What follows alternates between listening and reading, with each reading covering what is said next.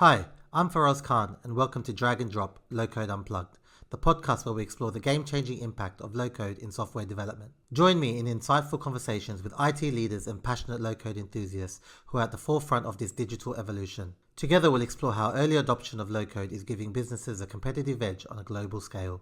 We'll discuss its impact on software development, dissect its role in transforming businesses, and uncover the ways in which it's reshaping career trajectories. So whether you're a seasoned IT professional or a curious enthusiast, be sure to tune in as we share success stories and unravel the mysteries of low code. Subscribe now and stay tuned for a front row seat to the revolution that's shaping the future of technology. So let's go.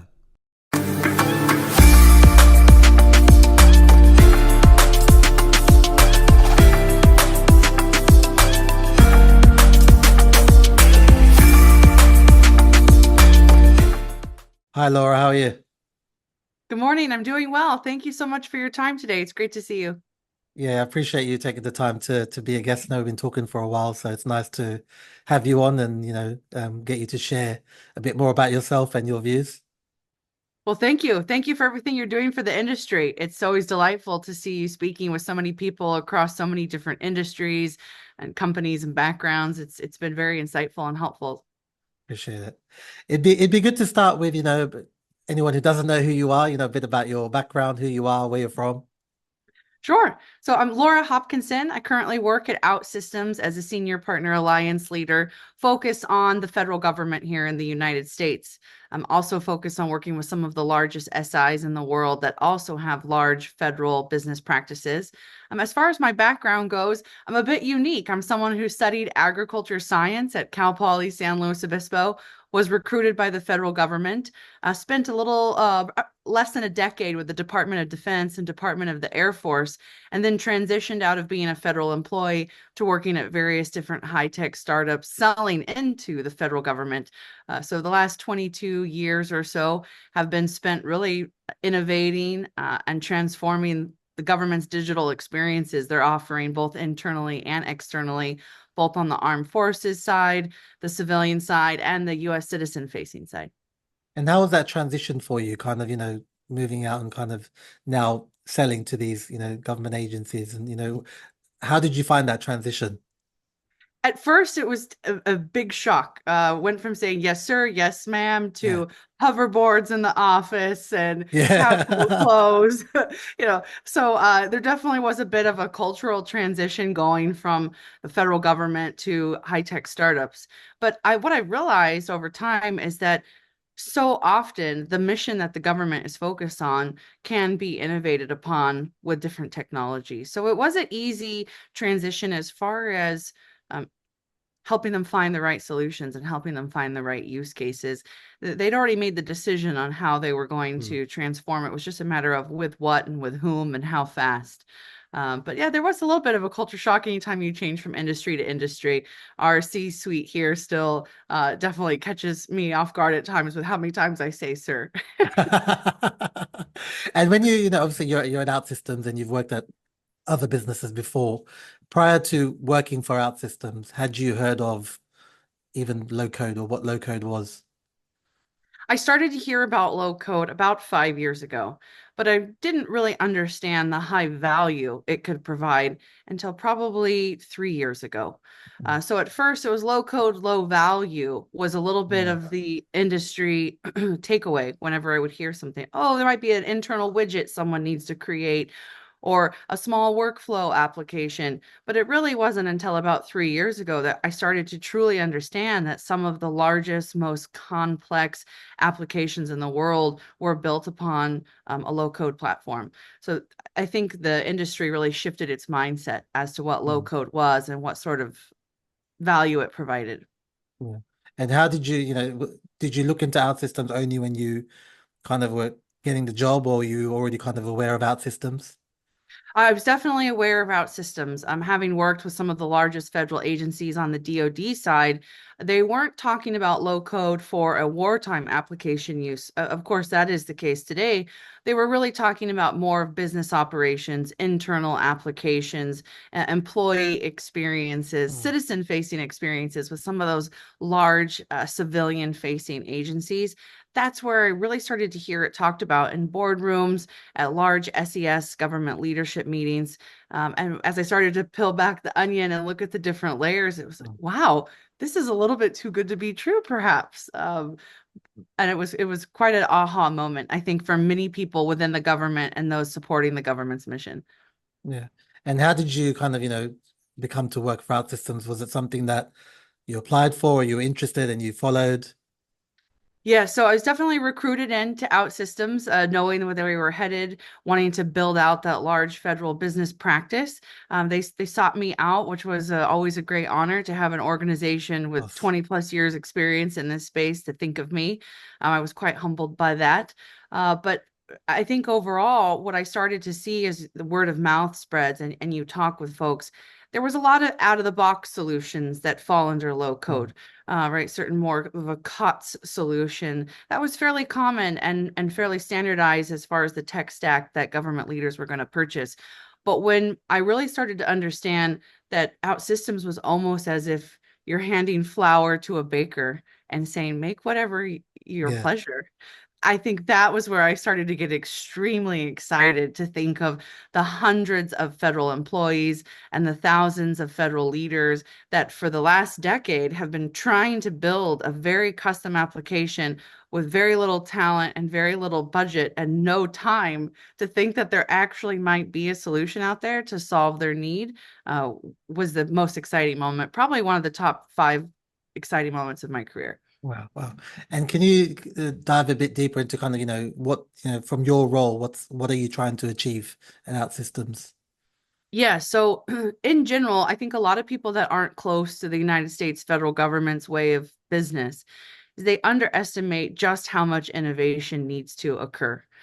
For example, if you're an active duty military member, and if you're listening, thank you for your service, or a family member, if you transition from base to base every 2 to 4 years and your family's coming with you and you have healthcare needs, up until just a couple years ago when OutSystems innovated this program, there's an exceptional family military program that exists where if you need healthcare that's not provided within the base hospital, you are having to physically walk around from different office to office on a base, or you are having to actually use a fax machine just a Wow. couple years ago to Yeah. fax off approvals. And then you were having, once you got all these referrals approved, you were having to do that every time you transition base. That approval for your family member with that specific need to go off base would have to be approved each time you went to a new base. And so when I hear stories like how OutSystems was able to come in and transform that experience for service members, I think personally, some of my focus is just going in there and helping innovate some of those legacy systems that, quite frankly, haven't been transformed for 30 years, sometimes No. 40 years.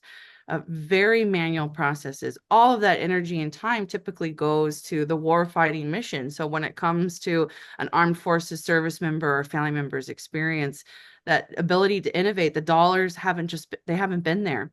But insert low code, I'm able to really go in there and feel like I'm helping those most important members of our military with their day-to-day life, their day-to life experiences, all the different applications they're able to build to help family members when they're deployed. I mean, the use cases go on and on. So Mm. personally, I do feel a lot of satisfaction trying to find those specific use cases that can increase the quality of life for those members. But my specific role here is really about establishing the largest partnerships within the federal ecosystem for OutSystems, knowing that that can expand the reach the quickest. So there's probably about 7 very large systems integrators that support the federal government, and then a bevy of 8A partners, right? Those are partners that are IT service consulting organizations that have a special designation. They might be minority owned, female owned, small businesses, indigenous backgrounds. They're given a special designation by the federal government to help those organizations win a bid with the federal government outside of Mm. those large SIs. So partnering with a combination of both those smaller organizations and those large SIs, helping enable them, train them, help them build out their development practice.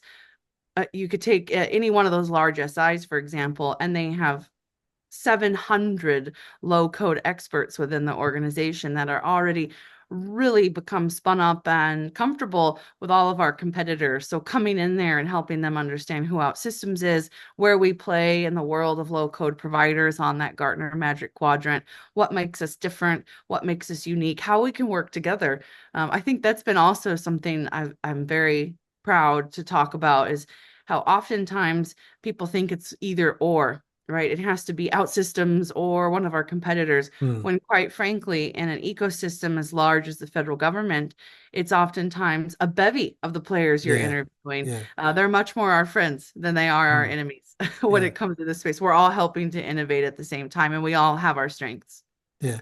And when speaking to these people, what's the kind of, reaction and feedback? Because obviously a lot of people still don't know about low code, so, most people are used to traditional development because that's how it's been done for such a long time. So what's the initial reaction, you get?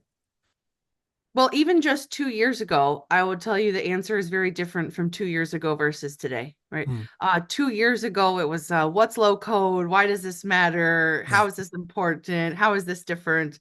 Tell me why I should care, right? Might have been the Mm. conversation. Whereas today, undoubtedly, you can always find a core group of people that understand the power of low code. And so that conversation has become a lot more smoother, a lot more hand raisers, a lot more folks knocking on my door saying, "Hey, I need to partner with you. I have 5 or 6 open opportunities with large federal agencies that need a low code solution. And from what I can tell, you're the only one that can do what I need. Please, let's have a chat." So that's been an interesting transition in just 2 years' time. We've seen a lot of transition there. But going back to kind of your original question, um, procurement, right? When we talk about public sector, whether it's federal, state, local Mm. education, procurement officers are often a very key cornerstone decision maker in that sales Yeah. cycle. And oftentimes they're not as technical as one might expect. So the fact that procurement officers are starting to understand what low code is, they're starting to understand the difference between high code, low code. They're starting to understand the difference between, custom built and off the Mm. shelf. That's also been a great transition that I'm seeing those sales cycles within the federal government really start to narrow down on timeline. What used to take 9 to 18 months, we're seeing opportunities come in and close within just a quarter or two. Wow, that's really great. And can you share some of the common issues, the federal government are facing? Like, I don't remember when we spoke previously, you mentioned the stats about the smartphone, for example. It'd be good for you to Yes. kind of share that information in a bit more detail. Yes, yeah. So when we think about the United States and Congress, for example, when I heard this statistic a few years ago, and I'm sure it's changed, right? The chasm Mm. of Yeah. adoption increases over time. But when you think of the United States Congress and the hundreds of members that sit there, only 30% carried a smartphone just a couple years ago. And Yeah. so when we think about our own lives and the people we know, many of us listening to your show, we have small children who can Mm. operate an Yeah. iPad, Yeah. iPhone better than their grandparents, Yeah. right? Yeah. And so, seen as a lot of these folks who dedicated their life to civil service and public service, they're starting to retire, they're starting to Mm. move on to their next phase of life. And a much younger, more digitally focused experience is being demanded by these younger leaders. And so, I hypothesize that over the next 2 to 3 years, we'll start to see a great decrease in age of the average age of the decision maker within the federal government at the highest levels, probably the most we've ever seen in my lifetime. Mm. There's folks in their late 80s that are still holding the authority. I think back to uh, Facebook talking with Warren Hatch during a congressional hearing a few years ago. And Warren Hatch said, how does Facebook make money? And Mr. Zuckerberg said, we sell ads, sir. Right. And so that sort of mindset's just really shifting at a record pace. We're going to start to see right now, if you ask the average American citizen, what's it like to file your taxes? What's it like to go do vehicle registration or apply for unemployment or some sort of insurance or public assistance? And it's this way across the globe. It's not just within the US, Yeah. but that experience is not up to par with those commercial experiences we have, and making sure that citizens have the same sort of digital experience they're having with consumer brands is really the goal here for many federal governments across the world. Yeah. And why do you think it's so delayed? Just kind of obviously, some things can move a lot faster than others. Why do you think this is something that's only kind of now they're starting to look into? Well, I can talk about a real specific example Mm, with a certain state. So there's a large state here in the United States that currently, when we were speaking a few months back, had a backlog of 35 to 45,000 applications a wow. month for public assistance for different reasons. That backlog existed for various reasons, one of which being the infrastructure that that system sits on is over 40 years old. Mm, And so sometimes systems become just so large and so important to that organization that to have downtime is almost nearly impossible. To innovate in a large way just becomes almost a thought of, is that even a task we can start? Should we just start over? Should we just start fresh? Should we yeah. just make all, 110 million people transition over to this experience? So I think that's a lot of it is just the infrastructure is old. A lot of it is also because of budgets, right? States, federal governments, budget is limited. Scrutinization on how tax dollars are spent is higher than ever. And so those things really contribute to it. Also, a lack of talent. The fact that you used to have to go and search for, you know, large teams of highly experienced, highly intelligent, highly capable, high code developers. It was just too expensive. But Mm, insert low code, these large digital transformation projects actually might fit within the budget. And so they just were waiting for that solution. They were waiting for that magic pill to show yeah. up. And I think low code is that magic pill. Yeah. And have you ever been in a discussion with someone who, hasn't heard of low code? And then when you're obviously presenting low code and, showing them the platform, they're actually really surprised at what it can do, like the capability of what it can do for them. Yes, yes, every day, I would say yes. Yeah. Very clearly, the answer is yes. At times, their reaction is truly, Yeah. I can't believe this. This is too Yeah. good to be true. Our sales team and a few of our executives were on site with a large partner and a large civilian government agency a few months back. And we did what's called a rapid application day. We basically showed up and with nothing pre-built, nothing ready out of the box, and said, Mr. and Mrs. Customer, talk to us about your desires. Talk to us about what's working for you, what you need, what's missing, what problems are happening. And after a really open, dynamic conversation under NDA, right, for 45 minutes, they came up with a specific use case that was an internal workflow need to help the agency's employees communicate and collaborate effectively in a certain way with certain approvals. And our team of three solution architects put their heads together live in front of the customer at a round table with a stopwatch. Okay. Yeah. And in 38 minutes, they built a framework of Wow. a rapid prototype of what the solution would look like. They showed it to the customer, and literally mouths were open, jaws were dropped. These SES level leaders were saying, you literally just solved what we've been talking about solving for 6 months in 38 minutes. Wow. Uh, and when they walked into the room, they were, kind of drug in there by their partner. Come hear this low code expert speak and help and innovate. And they walked in really not fully understanding, and then Mm, they walked out with a prototype. So that's been a kind of an exciting experience that we continue to emulate and try to repeat regularly yeah. with And, prospective and customers. I guess for you, it's great to kind of see that, follow that experience where you see them walking not too keen, and it's a total opposite when they're leaving the Correct. room. Yes, yes. And then, they're on your calendar regularly for other Yeah. projects. And Yeah. that's the exciting part is once someone understands the power of OutSystems or any low code platform, they really start to try one example and think, oh, well, that worked. Let's try Mm, something else. mm, Let's try something bigger. Let's try something more complex.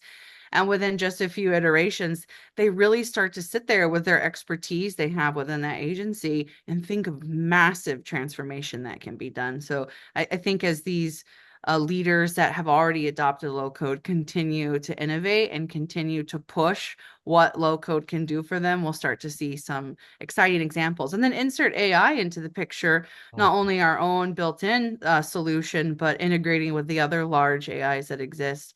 Uh, that's going to transform innovation at an even faster pace. So with AI obviously coming into the mix, you mentioned AI, and there's this big conversation about will AI replace low code? I'm interested to know, when you're speaking to, these government agencies, is that a topic that's coming up and being discussed? It's definitely coming up and it's definitely being discussed. As you'd expect, the federal government and state and local governments are a bit more behind from the larger brands when it comes to their AI adoption strategy. But now that we're seeing the large SIs and organizations like ourselves offer some sort of compliance and guardrail mechanism for these agencies, they're getting more and more comfortable. But we can say 100% confidently that it's not going to be an either or when it comes to AI and OutSystems. You look at our platform, for example, and the AI that we have incorporated in it, it is part of the strategy. And so getting those two solutions and ways of thought and strategies to work together is really what the federal government's going to be focused on for the next 3 to 5 years. But expect a lot of integrations and expect a lot of collaboration and really determining what part of that process is considered low code versus AI is really what we're focused on right now. And I think it's great that, AI Agent Builder is already kind of out there, and, there's other things that, our systems are working on to kind of make sure you're all in one platform, right? So ideally you don't have to go outside and you can kind of use everything within the platform. That's correct. Yes. Within the platform is always going to be the fastest, most efficient and cost-effective way. Also with the most control, right? As well as much as integrations are going to be successful and helpful, having it within one system will give that end user and that agency the control to make sure that everything's happening within the compliance processes that they have in place. Yeah, yeah. And you spoke about partnerships earlier. Can you kind of talk us through some of the key partnerships that you guys have that like you did a talk with IBM in Vegas, is there a few key partnerships you can give us a bit more detail about? Yes, yeah, absolutely. So when it comes to some of our large systems integrators types partnerships, I would say IBM and KPMG and TCS are some of the most prominent here in North America. You're going to see a lot from those three Mm. organizations for OutSystems. When it comes to KPMG and IBM, they also work very well together, right? It's not a Yeah, either or. At times, they're both in the boardroom together with us. So that's going to be an exciting thing to continue to watch. And when it comes to the federal ecosystem, IBM Consulting is definitely one of the key leaders for our team here at OutSystems. But those 8A partners that I talked about a bit yeah, earlier in our conversation are also partnered with IBM Consulting. So it really is becoming a collaborative environment. It's something you can expect to see the way the government awards bids as well. They want to see that sort of collaboration. yeah. They want to see someone with a VETS 2 designation or a women-owned designation working with a large systems integrator to innovate within the federal government. So what we're seeing more specifically is multiple partners working with Mm. OutSystems on the exact same project, on the exact same opportunity, which is always delightful. Yeah. Many hands make light work. Yeah, of course, of course. Yeah. And when you're speaking to the likes of, KPMG, IBM, all these partners, we spoke about talent being hard to find, in the US and probably globally in most regions. Sure. How do they ever come to you and say we're struggling to find experienced people? No, not at all. Quite the opposite. So even in the smaller space, right? We think of organizations like BAM Technologies. Yeah, They're one of our prominent partners that were adopting OutSystems into their strategies earlier than most. We do a lot of fantastic work within the Armed Forces and Department of Defense with BAM Technologies, and they have some of the most talented US-based clearance cleared resources for low code in the industry. But we look at someone even larger, like an IBM Consulting, for example.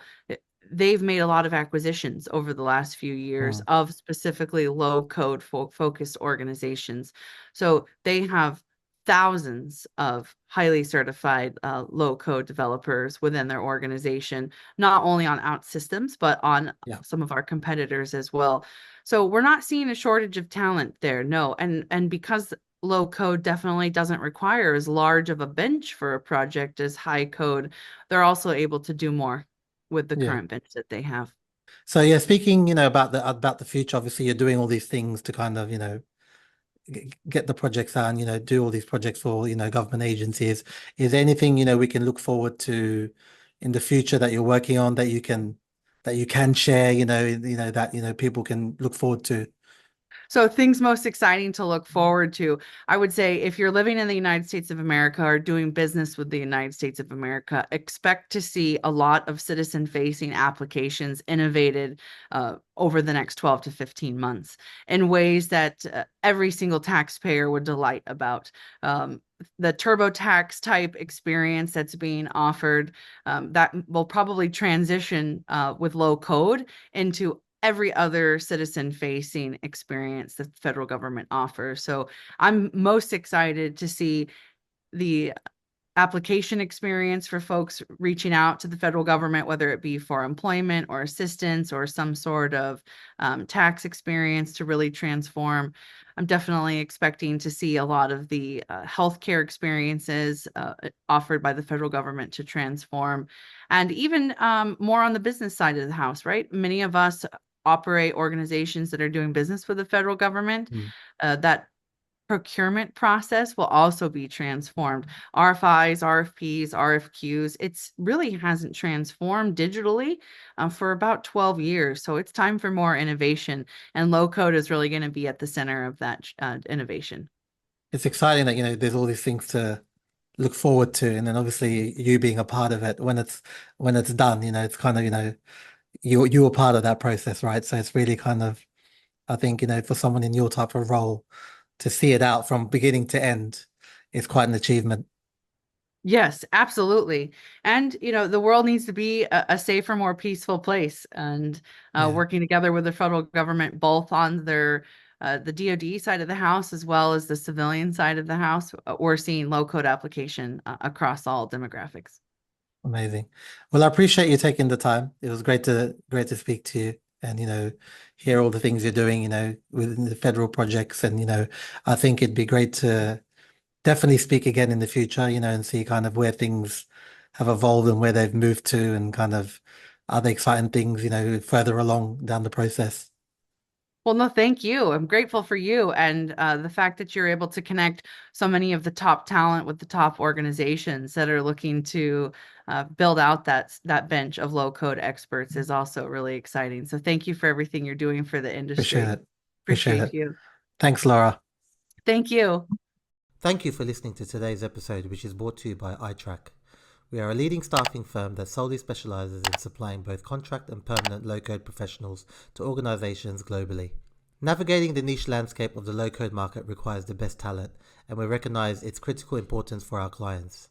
Whether you're a company looking to strengthen your team, an individual seeking the next career move, or someone entirely new to the world of low-code, we're here for you. Our extensive experience and in-depth market knowledge enables us to quickly pinpoint the ideal candidates while offering expert advice and support at every stage of your low-code journey. Reach out to us through our website or connect with me directly on LinkedIn. I'd be happy to assist you. Thank you once again for joining us today. We'll be back next week with another insightful episode. Until then, take care.